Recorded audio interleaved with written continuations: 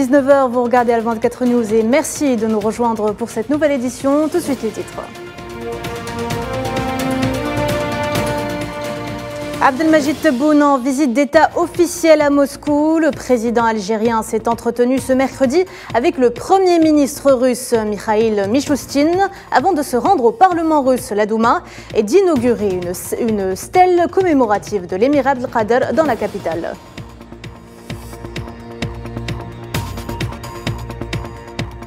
Depuis Moscou, le président algérien a présidé l'ouverture du Forum économique algéro-russe dans le cadre du renforcement de la coopération entre les deux pays, et ce dans de très nombreux secteurs.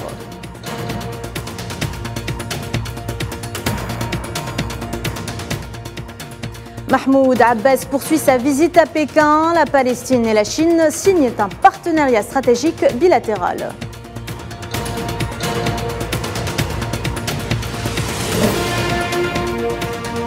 Elle comporte une menace pour l'humanité, selon Antonio Guterres. On abordera lors de cette édition les enjeux de l'intelligence artificielle, nouvel objet de bras de fer naissant entre l'Occident et la Chine. Bonsoir à tous, on revient vers vous après ce jingle.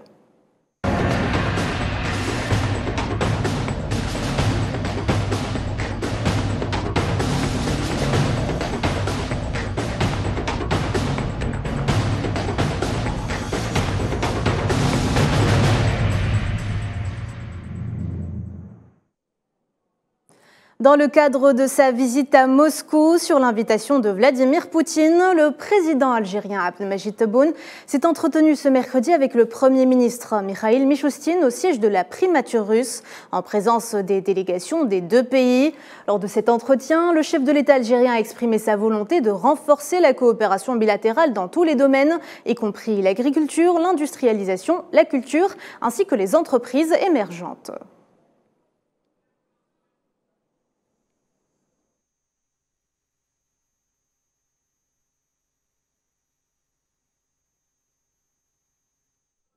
Abdelmajid Tebboune poursuit donc sa visite d'État de 3 jours à Moscou, entamée hier mardi.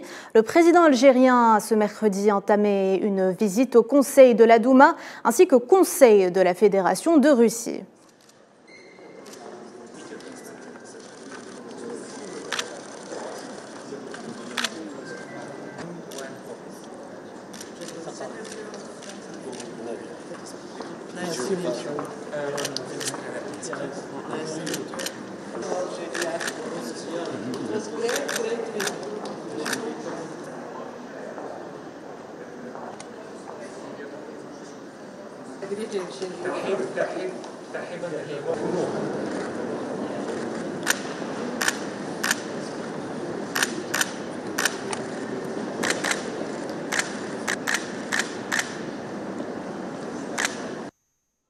Dans ce contexte, Abdelmajid Tebboune s'est entretenu avec la présidente du Conseil de la Fédération de Russie, Valentina Matvienko, en présence des délégations des deux pays.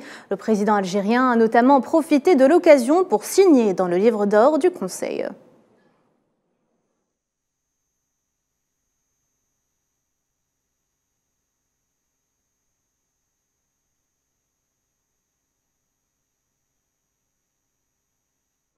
Abdelmajid Tebboune a d'ailleurs présidé les travaux du Forum économique algéro-russe dans le sillage de sa visite d'État. 70 opérateurs économiques algériens et 200 hommes d'affaires russes participent à ce forum, un événement permettant aux deux parties d'explorer les opportunités d'investissement et de partenariat et de renforcer la coopération à l'effet de donner une forte impulsion aux relations économiques algéro-russes.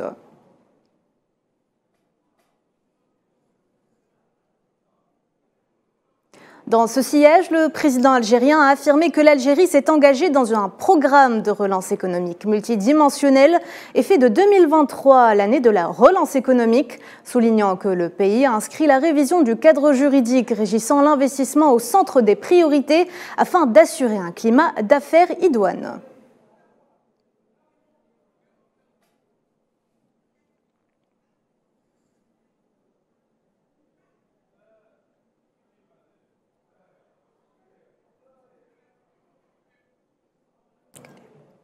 في الجزائر التي انطلقت في برنامج إنعاش اقتصادي متعدد الأبعاد وجعلت من السنة 2022-2023 سنة الإنعاش الاقتصادي، أدرجت في أولويات مراجعة المنظومة القانونية المؤطرة للاستثمار بغية توفير بيئة أعمال ملائمة، حيث تم إصدار القانون الجديد للاستثمار وتبسيط الإجراءات لتشجيع الاستثمار وتسريع مفهوم المقاولاتية وإنشاء المؤسسات الصغيرة والناشئة وتكريس التوجه نحو التحول التكنولوجي والرقمنة والاقتصاد المعرفة. Et puis, soulignant l'importance d'ouvrir des banques privées en Algérie, le président Tebboune a formulé le souhait de voir le secteur privé national, étranger et russe ouvrir des banques afin de favoriser la réalisation des transactions saines entre opérateurs privés, loin de toute dérive. Je vous propose de l'écouter. نتمنى إن شاء الله عن قريب باش القطاع الخاص الوطني والأجنبي والروسي صديق يعني يبادروا بفتح بنوك خاصة لهم حتى يصبح الاقتصاد خاص حقيقة، مال خاص ومصانع خاصة إلى آخره. ما بين الخواص ما فيش انحرافات، فيه معاملات مقبولة كلها. Durant l'ouverture de ces travaux, le président algérien a affirmé que l'Algérie connaît une renaissance économique, engagée à une vitesse supérieure et favorisée par la multiplication des investissements dans plusieurs domaines, soulignant l'existence de 1450 projets industriels en cours de réalisation. إن أمامكم فرص حقيقية لاستكشاف إمكانيات التكامل الاقتصادي في العديد من المجالات، خاصة وأن الجزائر مقدمة على تنفيذ خطة استثمارية في السنوات المقبلة في مجالات الطاقة والبنى التحتية والفلاحة والمنتجات الصيدلانية والصناعة الغذائية والتحويلية. L'Algérie entend donc, à travers sa nouvelle politique, s'affranchir de la dépendance aux hydrocarbures. Abdelmajid Tebboune a rappelé que ce processus lancé en 2021 a été appuyé par sa décision de porter les exportations algériennes à 7 milliards de dollars. Dans ce cadre, le pays aspire à atteindre cette année 13 milliards de dollars pour marquer ainsi la relance effective du développement. في سنة 2022 وصلنا إلى ما يقارب رقم 7 ملايير، ونطمح في هذه السنة هذه سنة 2023 إلى 13 مليار دولار وتكون العجلة قد انطلقت.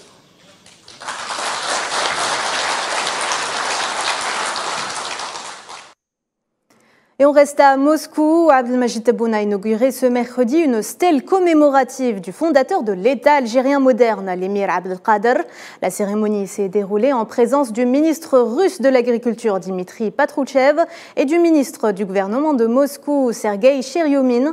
Cette stèle représente la première du genre érigée dans la ville de Moscou à la mémoire d'un dirigeant musulman et arabe, en reconnaissance de ses contributions et de son rôle dans la diffusion des valeurs universelles de tolérance, de dialogue, des civilisations et des principes de l'humanité.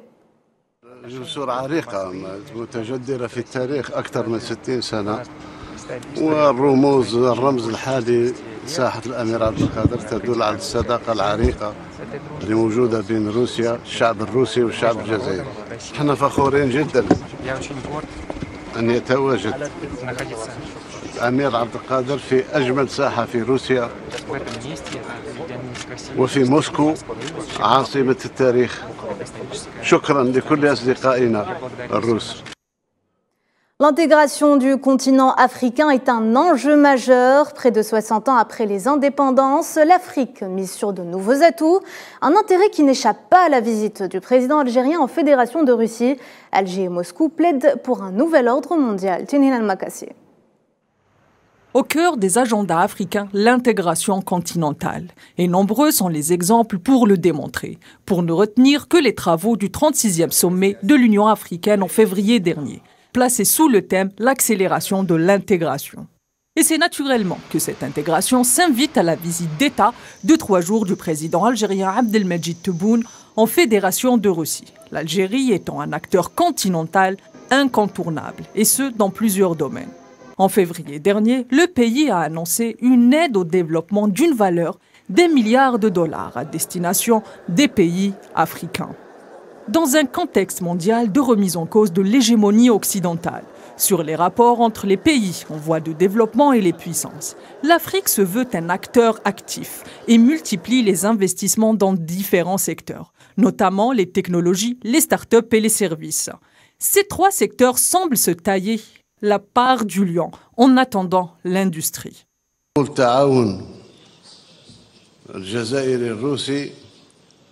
فنحن نعلم وأصدقاؤنا الروس يعلمون كذلك أن فيه إمكانيات هائلة بالنسبة للتحويل التكنولوجي، بالنسبة للتكامل، بالنسبة للسياحة، بالنسبة للفلاحة، بالنسبة كذلك للعلوم الدقيقة.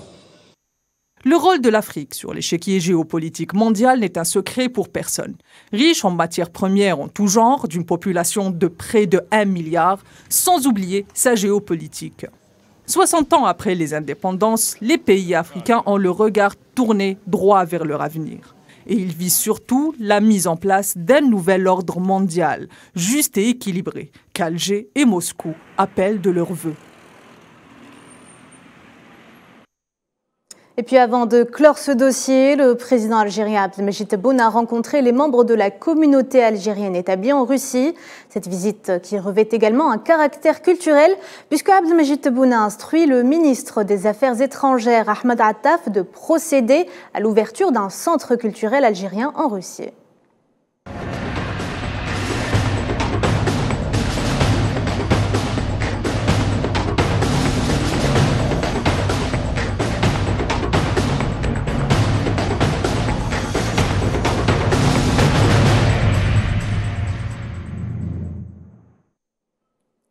Et dans le reste de l'actualité, la Chine et la Palestine sont en passe d'établir un partenariat stratégique bilatéral. Le président palestinien Mahmoud Abbas est arrivé mardi en Chine pour une visite d'État, l'occasion pour les dirigeants des 2 pays de débattre sur les derniers développements de la question palestinienne. Amin Tota. Des relations ont créé depuis plus de 3 décennies entre la Chine et la Palestine. Les 2 parties aspirent à les élever au niveau de partenariat stratégique. La visite du président palestinien Mahmoud Abbas en Chine s'inscrit pleinement dans cette optique défendue également par Pékin. Je vous souhaite la bienvenue, Monsieur le Président Abbas, pour votre nouvelle visite en Chine. Vous êtes le premier chef d'État arabe reçu par la Chine cette année, ce qui reflète pleinement le haut niveau des relations sino-palestiniennes. La Chine et la Palestine sont de bons amis et des partenaires qui se font confiance et se soutiennent mutuellement.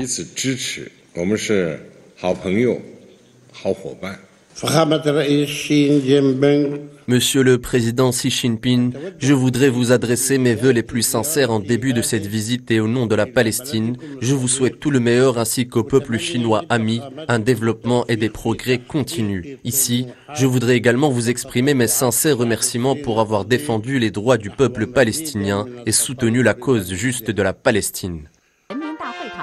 À l'ordre du jour de la visite, le renforcement par la Chine de sa coopération avec la Palestine, le poids géopolitique de Pékin sur la scène mondiale et les relations équilibrées et pragmatiques avec les pays de la région du Moyen-Orient peuvent constituer un atout majeur pour la cause palestinienne, notamment pour ce qui est de l'obtention de la Palestine du statut de membre à part entière à l'Organisation des Nations Unies. De plus, l'appui manifesté par Pékin pour une résolution juste et durable de la question palestinienne et la reprise des négociations de paix en vue de l'établissement d'un État palestinien dans le cadre d'une solution à 2 États pèsera sans doute dans la balance géopolitique régionale. Pour son 5e déplacement en Chine, le président palestinien rencontre plusieurs hauts dirigeants chinois, à commencer par son homologue chinois Xi Jinping et le premier ministre Li Qiang. Les deux parties ont ratifié plusieurs mémorandums d'accord, comme l'adoption d'une convention de jumelage entre la ville de Ramallah et Wuhan et la signature de contrats dans le secteur des travaux publics. La 3e exposition économique sino-africaine se tiendra du 29 juin au 2 juillet prochain dans le centre de la Chine et le volume des accords potentiels en cours de discussion dépasse déjà les 10 milliards de dollars. À ce jour, 53 pays africains, 8 organisations internationales et plus de 1500 entreprises publiques administrées par le gouvernement central, associations commerciales et institutions financières se sont inscrits pour participer à cet événement. Selon des données officielles, le commerce bilatéral entre la Chine et l'Afrique a atteint 282 milliards de dollars en 2022, avec des exportations à destination du continent en hausse de 11,2% sur un an.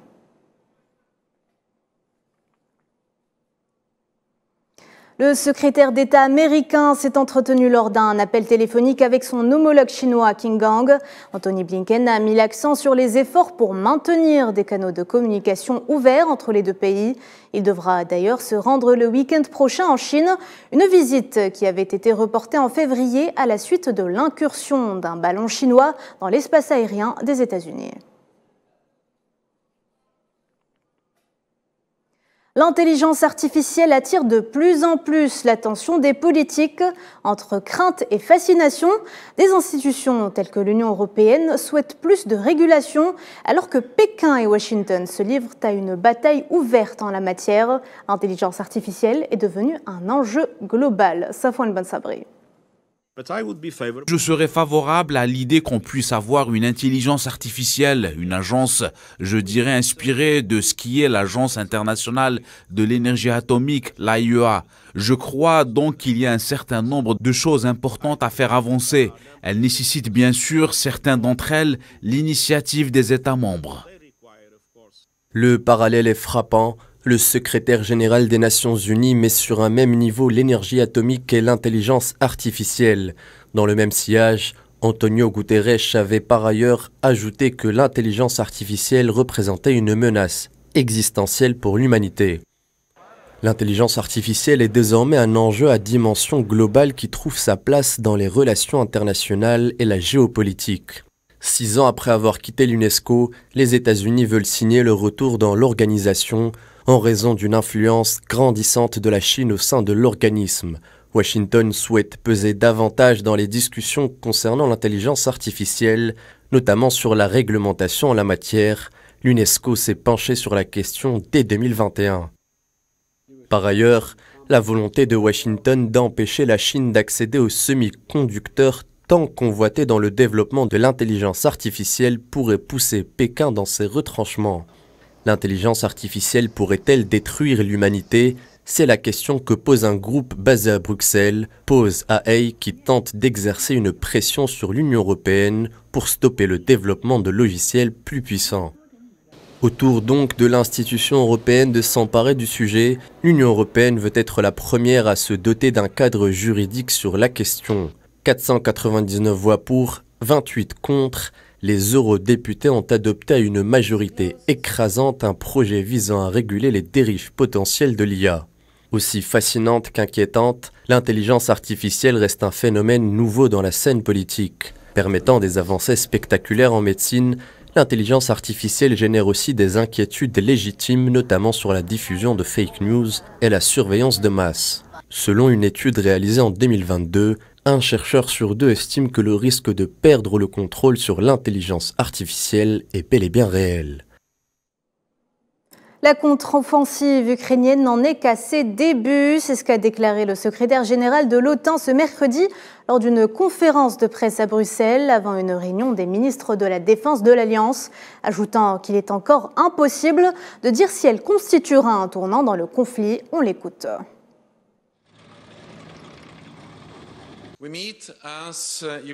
Nous nous rencontrons alors que l'Ukraine mène une contre-offensive majeure.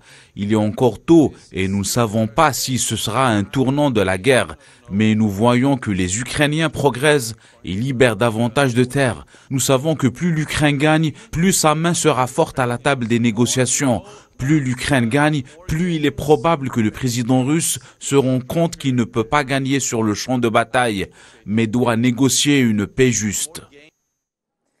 Recep Tayyip Erdogan déclare à la presse que la position de son pays quant à l'adhésion de la Suède à l'OTAN reste inchangée et que son pays ne fonctionne pas avec des pressions. Le président turc exige que Stockholm fasse plus d'efforts dans sa lutte contre ce qu'il a appelé le terroriste PKK avant le sommet de Vilnius prévu pour juillet prochain. Souhela Kelal.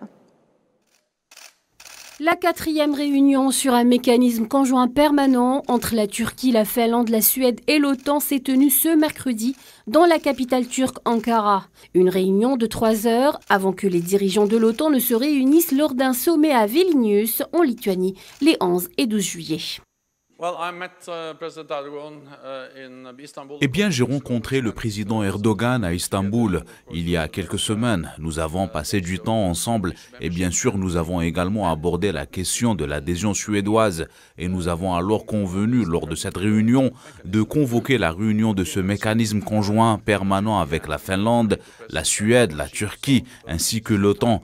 Et mon chef d'état-major à la réunion. Certains progrès ont été faits et nous continuerons à travailler pour la ratification de la Suède dès que possible.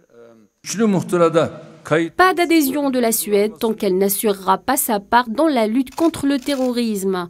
Par cette phrase, le président turc Recep Tayyip Erdogan a anéanti tout espoir des pays membres de l'OTAN de voir la Suède intégrer le rang des atlantistes.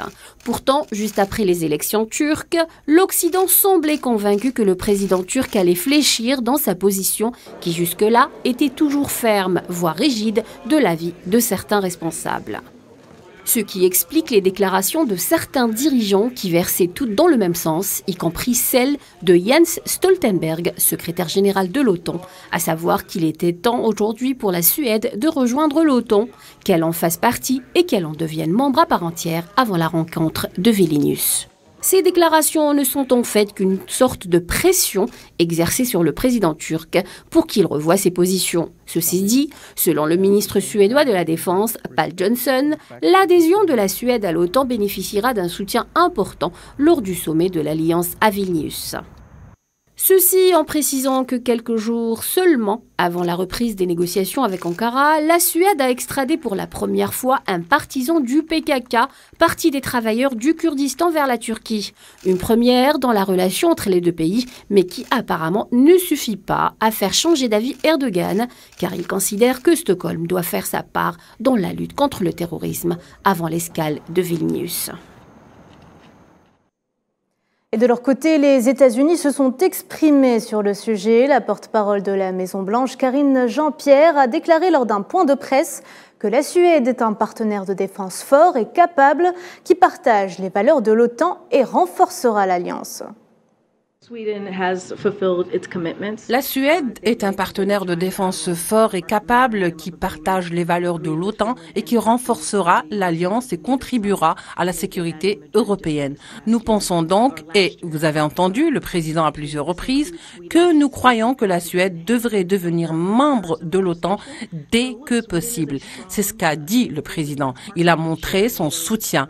C'est aussi ce que nous avons vu du Congrès et donc, écoutez, nous allons continuer à rester inébranlables. Le secrétaire général des Nations Unies, Antonio Guterres, recommande au Conseil de sécurité de reconfigurer la mission des Nations Unies au Mali pour la concentrer à effectif constant sur un nombre limité de priorités. Le Conseil de sécurité doit discuter ce vendredi de la situation au Mali avant un vote prévu le 29 juin sur les modalités du renouvellement de la MINUSMA au budget annuel de 1,2 milliard de dollars qui expirera le 30 juin prochain.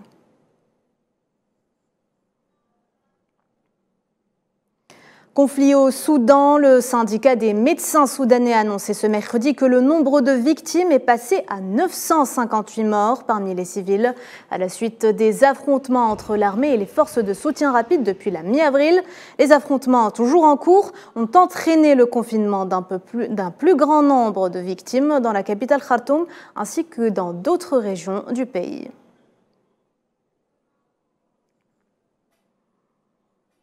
On reste en Afrique. Le bilan du naufrage d'un bateau qui a coulé lundi passé dans une rivière du centre-nord du Nigeria s'élève désormais à plus d'une centaine de morts, alors que les recherches de survivants se poursuivent. L'embarcation aurait heurté une bûche dans le fleuve Niger qui s'est fendue en deux. Les villageois ont pu sortir 50 personnes de l'eau avant l'arrivée de la police. Au Liban, c'est pour la 12e fois que le Parlement échoue à élire un président. Aucun des deux candidats en lice, un ancien ministre et son adversaire, un économiste, n'a obtenu le nombre suffisant de voix. Imen Merad. Le pays du Cèdre embourbé depuis plusieurs années dans une crise financière, économique et sociale sans précédent, peine à sortir de ce gouffre. Le Parlement libanais a failli à sa mission ce mercredi 14 juin pour la 12e fois à élire un nouveau président. Départagé Sleiman Frangier, candidat du Hezbollah, et Djihad Azour, ancien ministre des Finances, candidat des Maronites et des chrétiens en général, qui convoitent de contrecarrer le Hezbollah, ne semble pas chose facile en raison du bras de fer engagé entre les deux camps. Les partisans du Djihad Azour imputent la responsabilité dans ce 12e échec au clan du Hezbollah. Cependant, les deux candidats en lice ont remercié leurs partisans d'avoir voté pour eux, espérant une issue favorable à la prochaine étape. Je tiens à exprimer ma gratitude envers tous les députés qui m'ont fait confiance et qui ont voté pour moi au premier tour. J'espère que les prochaines démarches politiques favoriseront une convergence des points de vue pour sortir le Liban de la crise. Merci aux députés qui m'ont élu et au président Nabih Berri. Leur confiance est importante. Nous respectons également l'avis des députés qui ne m'ont pas élu. C'est un motif de dialogue constructif avec tous sur lequel nous pouvons bâtir pour la prochaine étape afin de concrétiser l'intérêt national. Dans un contexte divisé au sein du Parlement, le risque d'une vacance prolongée dans le pays se confirme. À l'issue de la séance, le chef du Parlement Nabih Berri a appelé les députés à arrêter de s'accuser mutuellement du prolongement de la vacance du pouvoir, estimant qu'il était nécessaire d'accélérer l'élection d'un président via la compréhension et le dialogue, sans pour autant fixer la date de la prochaine séance.